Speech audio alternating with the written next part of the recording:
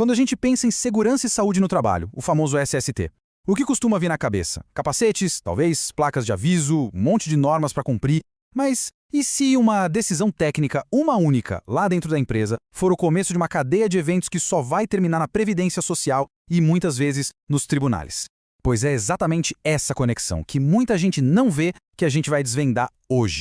Olha, tudo começa por quebrar essa ideia de que SST é só um checklist, um formulário para preencher, uma regra para seguir. Essa visão, como a citação bem coloca, é muito pobre. Na verdade, SST é um sistema de gestão super complexo. E cada pecinha desse sistema, cada decisão, tem consequências que vão muito, mas muito além dos portões da fábrica. Para a gente entender essa jornada, vamos seguir o rastro de um evento de trabalho. A gente começa quando ele acontece. Depois, a gente vê como ele é formalizado legalmente com a CAT e registrado no PPP. Daí, vamos investigar como a Previdência cria a conexão oficial com o trabalho, que é o nexo técnico. E, por fim, a conta que chega, as consequências reais de tudo isso para a empresa. No final, a visão sobre o que é SST vai ser completamente outra. Então, primeiro passo. Vamos desconstruir essa visão limitada de segurança do trabalho que ainda está na cabeça de muita gente. A grande virada de chave é entender que a SST não acaba quando o acidente é evitado. Na verdade, é aí que a parte mais longa da história começa, nos documentos. A visão antiga via SST como um custo, né? Algo para evitar multa agora. Já a visão sistêmica, que é a visão moderna, entende que cada ação ou até a falta de uma ação cria um registro. E é esse registro que vai ser a base para decisões da Previdência e da Justiça, às vezes anos no futuro. E a primeira peça do dominó, aquela que derruba todas as outras, é a comunicação de acidente de trabalho, a famosa CAT. Para entender a CAT, a gente precisa olhar a sua origem, a Lei 8.213 de 91. O artigo 19 define o que é um acidente de trabalho de um jeito bem claro, mas o pulo do gato está nos artigos 20 e 21. São eles que dizem que doenças ocupacionais, aquelas que se desenvolvem com o tempo, e até acidentes de trajeto valem como um acidente típico. Isso, claro, aumenta muito o escopo e a responsabilidade da empresa. O fluxo é bem direto. Alguma coisa acontece, a CAT é emitida e pronto. Naquele exato momento, o evento deixa de ser um problema interno da empresa e vira um caso oficial no sistema do INSS. A CAT é literalmente a chave que abre a porta entre o chão de fábrica e o sistema previdenciário do país inteiro. E aqui é fundamental entender. A CAT não é só burocracia. Ela é um ato jurídico. Muita empresa acha que só precisa emitir se tiver afastamento do trabalho. Isso é um erro grave. A lei obriga a emissão de qualquer jeito. E não emitir a CAT é a pior estratégia possível. Sabe por quê? Porque não anula o acidente, só piora a situação e aumenta a responsabilidade da empresa lá na frente. Bom, se a CAT é a chave que abre a porta, o Perfil Profissiográfico Previdenciário, o PPP, é o dossiê. É o registro permanente, a prova documental que vai contar a história daquele trabalho para sempre. O PPP é basicamente a biografia do trabalho de uma pessoa. Ele descreve o que ela fez, onde fez e, o mais importante, a quais riscos ela esteve exposta. E com a digitalização recente, esse registro ficou ainda mais acessível e permanente dentro do sistema do governo. O mais interessante do PPP é que ele serve para todo mundo, não é um documento só para o trabalhador.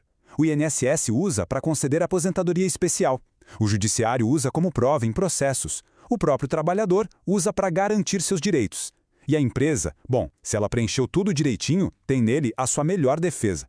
Qualquer falha aqui pode abrir a porta para perícias e processos judiciais. Agora a gente chega na parte mais sensível de todo esse sistema. Como, oficialmente, uma doença é conectada ao trabalho. A pergunta de $1 milhão é essa, né? Como é que o sistema bate o martelo e diz que uma condição de saúde foi de fato causada ou agravada pela atividade profissional? A resposta para isso está num conceito chamado nexo técnico. O nexo técnico é, de forma bem simples, o laudo que diz sim, esta doença tem a ver com este trabalho.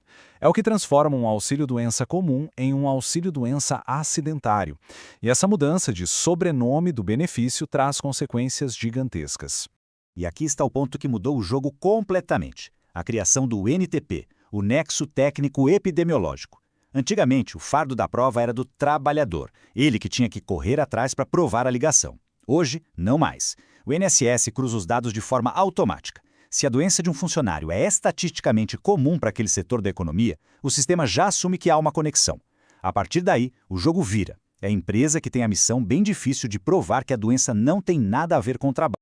E uma vez que esse nexo é estabelecido, a porta se abre. E o que vem depois é uma verdadeira avalanche de consequências muito, mas muito concretas para a organização. É um efeito dominó que não para mais. O benefício pago pelo INSS, a estabilidade de 1 ano no emprego, a obrigação de depositar o FGTS durante o afastamento, e isso é só o começo. A alíquota do FAP, que mexe direto nos impostos, aumenta. E talvez o mais pesado de tudo, o INSS pode entrar com uma ação regressiva, ou seja, cobrar da empresa cada centavo que gastou com aquele benefício, se ficar provado que houve falha na gestão de SST. Bom, tudo isso que a gente viu nos força a repensar completamente o papel do profissional e da área de SST dentro de uma empresa. Aquela visão antiga do profissional de SST como alguém que só aplica a norma, já era. Hoje, a função dele é totalmente estratégica. Ele é um gestor de riscos que precisa entender que suas decisões técnicas, ou a falta delas, têm o poder de proteger ou de expor à empresa dívidas e processos enormes lá no futuro. Essa frase resume tudo perfeitamente. Em SST, não existe neutralidade. Não registrar um risco, não orientar do jeito certo ou simplesmente omitir uma informação não é ser passivo. É uma decisão ativa, um ato técnico que vai ter consequências. Porque para o sistema, o que não foi documentado, ou não foi feito, ou foi negligenciado. Simples assim. E aqui, a nossa conexão fica bem clara. A CAT, o PPP, o nexo técnico, esses documentos que muita gente vê como mera papelada, são, na verdade, a prova material da gestão de SST. Eles contam a história do que foi feito ou do que deixou de ser feito para a Previdência e para a Justiça. E a gente termina com essa reflexão. O jeito que uma organização enxerga sua área de SST diz tudo sobre ela. Se é vista só como um custo para cumprir a lei, a empresa está completamente vulnerável. Agora, se é vista como uma proteção estratégica, ela está de fato gerenciando o seu próprio futuro. A escolha está nas decisões que são tomadas todos os dias.